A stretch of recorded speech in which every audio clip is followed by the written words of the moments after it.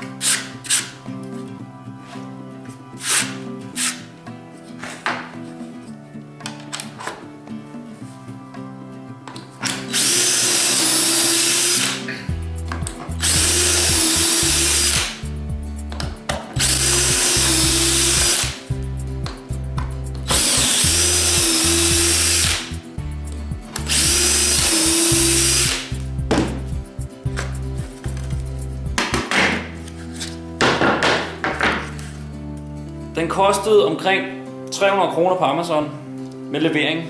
Det vil jeg sige, det er lidt dyrt, men den hjælper dig virkelig på værkstedet. Der fylder også en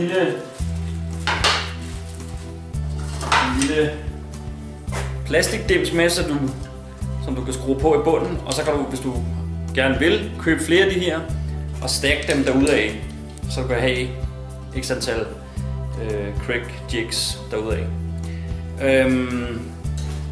Jeg har selv lige prøvet at forbore nogle huller, og de sidder bare perfekt. Så jeg kan godt anbefale den her Craig jig.